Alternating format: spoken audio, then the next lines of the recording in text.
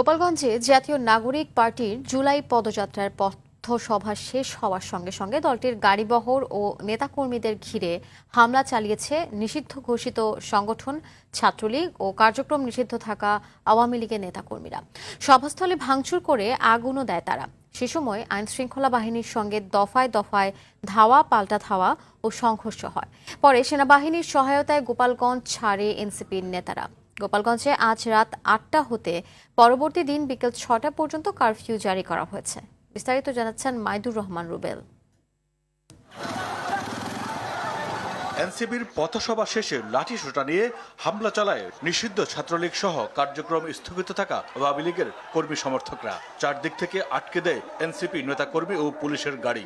এ সময় পুলিশ ও সেনাবাহিনীর সদস্যরা সাউন্ড গ্রেনেড ও ফাঁকা গুলি ছুড়ে পরিস্থিতি নিয়ন্ত্রণের চেষ্টা করেন। এনসিপির নেতাকর্মীরা অন্য দিক দিয়ে গাড়ি ঘুরিয়ে ঘটনাস্থল ত্যাগ করেন। আইনশৃঙ্খলা বাহিনীর সঙ্গে দফায় দফায় সংঘর্ষ জড়ায় নিষিদ্ধ সংগঠনটির কর্মীরা। রণক্ষেত্রে পরিণত হয় গোটা এলাকা। পরিস্থিতি নিয়ন্ত্রণে সেনাবাহিনী ও পুলিশের সঙ্গে যোগ দেয় ৪ প্লাটুন বিজিবি। জেলায় ১৪৪ ধারা জারি করে প্রশাসন। হামলার পর এনসিপির মুখ্য সমন্বয়ক নাসিরউদ্দিন পাটোয়ারি সাংবাদিকদের কাছে অভিযোগ করেন, দেশে আওয়ামী লীগের সব নেতাকর্মী গোপালগঞ্জে অবস্থান নিয়েছে এবং সেখানে নিজেদের একটা ক্যান্টনমেন্ট বানিয়েছে। নিষিদ্ধ ছাত্রলীগ, যুবলীগ ও আওয়ামী লীগের সন্ত্রাসীরা সেখানে অবস্থান নিয়েছে। সকাল থেকে তারা এনসিপির উপর মুহুর্মুহুর হামলা করছে। এর আগে দুপুর 1:45টার দিকে এনসিপির সমাবেশ স্থল ভাঙচুর করে হামলাকারীরা। তারা মঞ্চের চেয়ার ভাঙচুর করেন, ব্যানার ছিঁড়ে ফেলেন। সে সময় আশপাশে থাকা পুলিশ সদস্যরা দ্রুত আদালত চত্বরে ঢুকে পড়েন।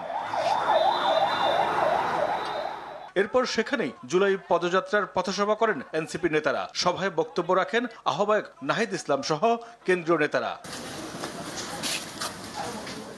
এর আগে গোপালগঞ্জ সদরে উপজেলা নির্বাহী কর্মকর্তার গাড়িবহরে হামলা ও ভাঙচুর, পুলিশের গাড়িতে আগুন দেয় নিষিদ্ধ ঘোষিত সংগঠন ছাত্রলীগ। এই ঘটনায় 7 জনকে গ্রেফতার করা হয়েছে বলে জানিয়েছে পুলিশ। মাইদুর রহমান রুবেল, RTV।